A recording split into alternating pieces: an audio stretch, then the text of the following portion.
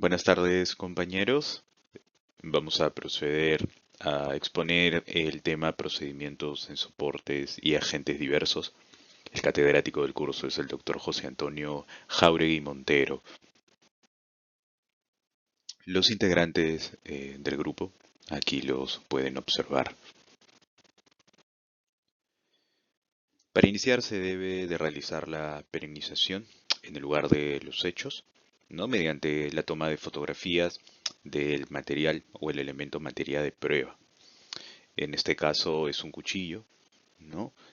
Con manchas pardo rojizas, ¿no? Tenemos una toma de acercamiento y una toma a detalle del material, ¿no? Y evidentemente con los elementos para apoyarnos en la escena del crimen, sobre todo con la regla de medición, para determinar sobre todo los tamaños o dimensiones del elemento.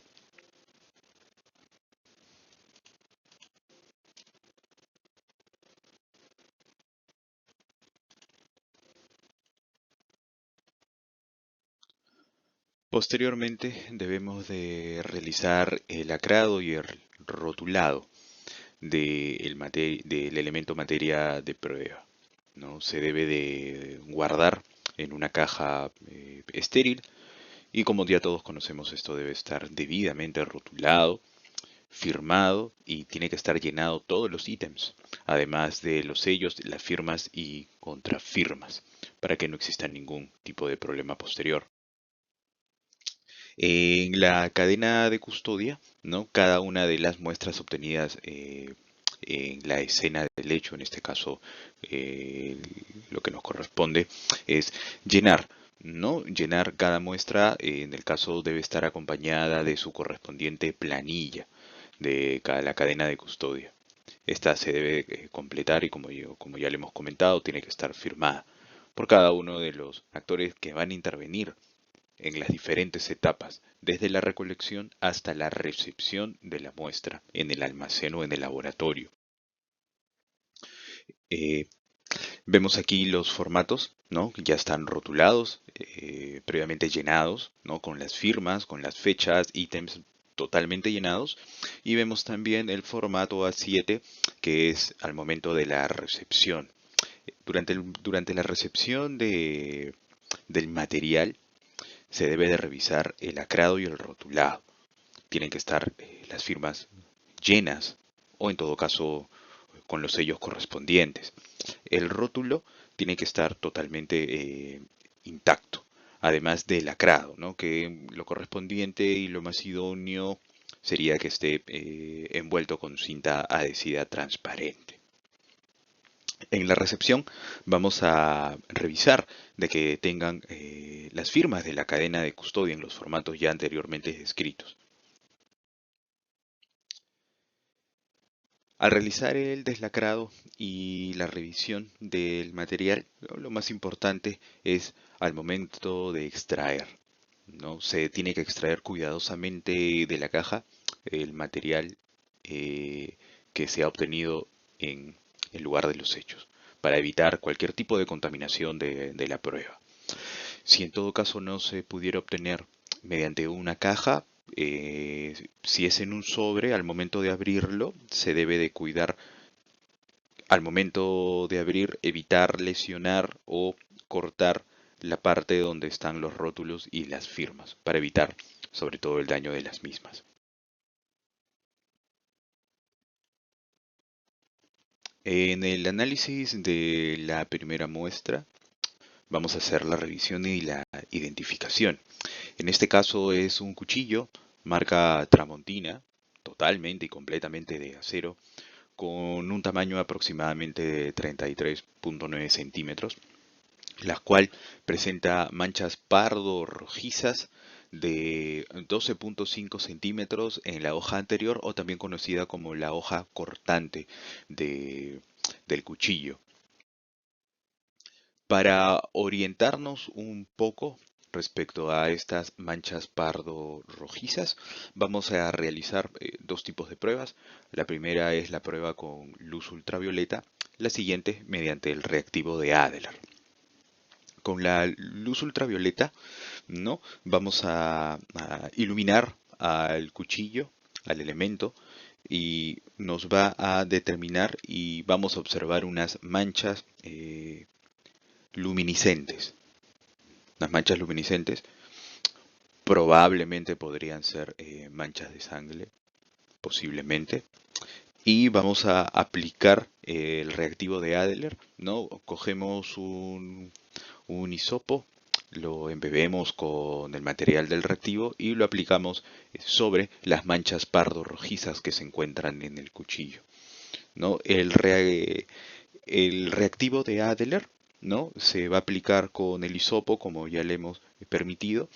Esto nos permite orientar si es que la reacción es positiva, vamos a obtener una coloración azul, presuntamente de sangre, ¿no? Nos va a orientar de que presuntamente esta mancha pardo rojiza de sangre, y evidentemente al momento de de aplicar el reactivo de Adler vamos a obtener una reacción positiva, coloración azul. Presuntamente ya podemos determinar que podría ser sangre. En las pruebas de especificidad vamos a identificar estas manchas pardo rojizas, ¿no? Vamos a utilizar el RCIT. El RCIT es un test de identificación de sangre, el cual está diseñado para una rápida y confirmación de detección de sangre humana, ¿no? Es importante determinar de que el RCIT no presenta inhibición de la presencia de otros fluidos corporales, como semen, saliva y secreciones vaginales, además también de la orina. Vamos a aplicar con un hisopo también, vamos a obtener muestra del cuchillo, ¿no? Vamos a obtener estas manchas pardo rojizas. Ya anteriormente con la reacción de Adler pudimos determinar de que era presuntamente sangre, ¿no? Con este hisopo del reactivo del RCIT vamos a aplicar en el kit de identificación, el cual nos va a dar positivo para sangre humana. La siguiente prueba de especificidad es la prueba de hexagón. La prueba de hexagón es un test inmunocromatográfico, ¿no? Es el complemento para el Blue Star Forensics, ayuda mucho. Es una prueba rápida, visual y sobre todo determina sangre humana, ¿no? Esa es su principal función, ya que utiliza anticuerpos monoclonales contra la hemoglobina humana. ¿Cómo se realiza el test? Como hemos visto anteriormente en las pruebas de orientación, no se aplicó el reactivo de Adler, ¿no? Donde presuntamente la coloración azul nos daba indicios de que podría ser una mancha de sangre, ¿no? Con la prueba de especificidad de hexagón vamos a determinar si es sangre humana o no. ¿Cómo se procede? Dentro del kit nos viene un frasco y nos viene la lámina inmunocromatográfica. Vamos a desenroscar del frasco y vamos a obtener del frasco vamos a obtener una varita. Esta varita nos ayuda a obtener la muestra de sangre de el cuchillo, ¿no? Del cuchillo. Volvemos a colocar esta varita dentro del frasco con el líquido que contiene y esperamos y movemos aproximadamente durante 2 a 30 minutos. Tenemos que agitarlo. Posteriormente a eso, dentro del kit viene la lámina inmunocromatográfica, ¿no? La tenemos que abrir. Tenemos que vertir aproximadamente 2 gotas dentro del pocillo donde se va a hacer la reacción y tenemos que esperar aproximadamente 5 minutos para leer los resultados. Resultados positivos es como vemos en las imágenes, ¿no? La prueba a control y la prueba de test tienen que estar ambas pintadas, pues, ¿no? De color rojo como determina en este tipo de kit.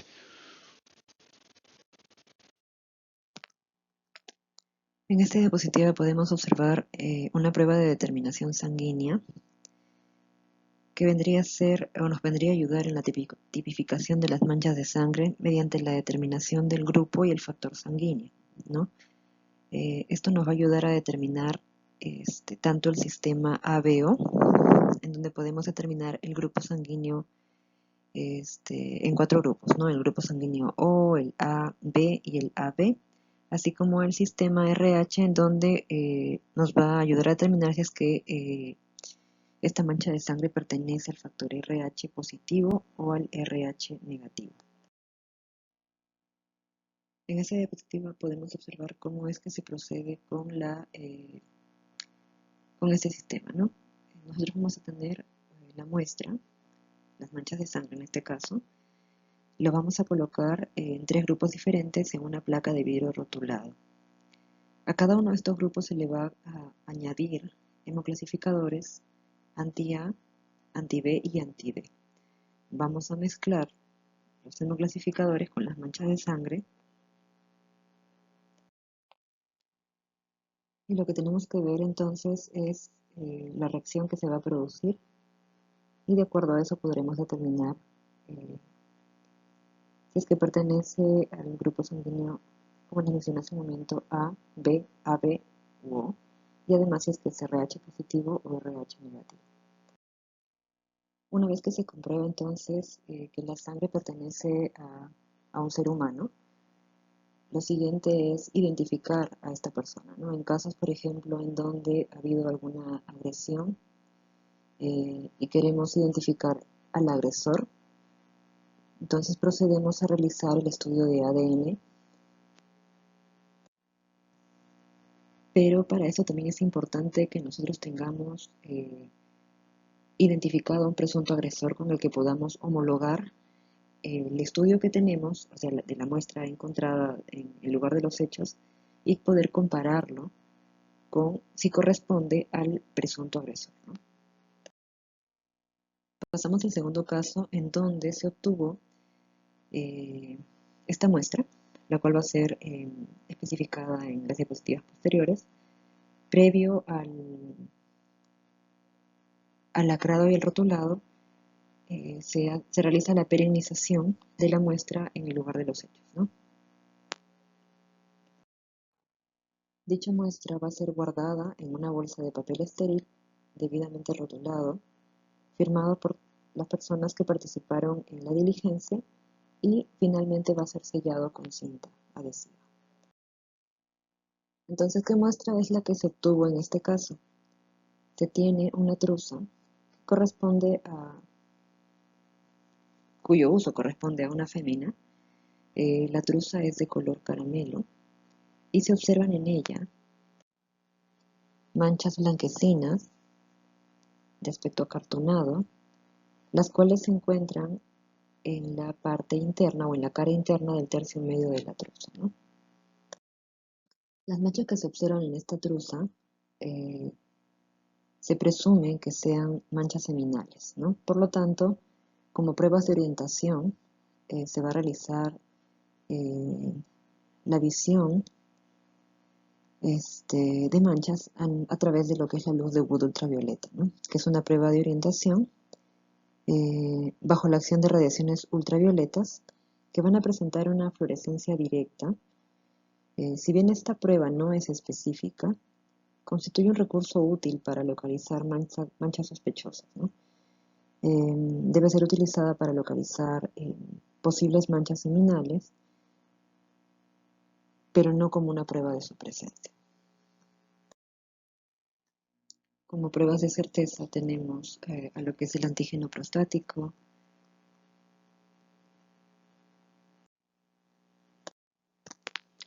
y la otra es la de ABCAR-P30.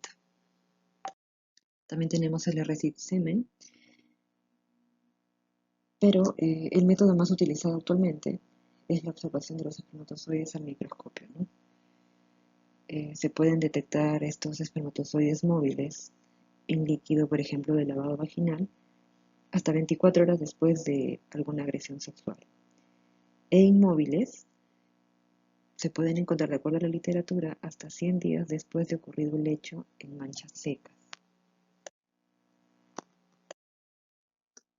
Como conclusiones entonces de este último caso, se podría mencionar que el recojo de las muestras va a depender mucho del estado en el que ésta se encuentra, ¿no? Por ejemplo, en este segundo caso, en donde tenemos probablemente fluido seminal seco, es importante que el estudio de esta mancha o de esta muestra se realice desprendiendo de su soporte, o sea, de la truza de algodón, mediante un bisturí o cortaplumas, ¿no? En el caso de que la mancha se encuentre muy adherida, se va a proceder con el raspado con los mismos instrumentos. Esta es la bibliografía que hemos utilizado para realizar esta tarea. Muchas gracias.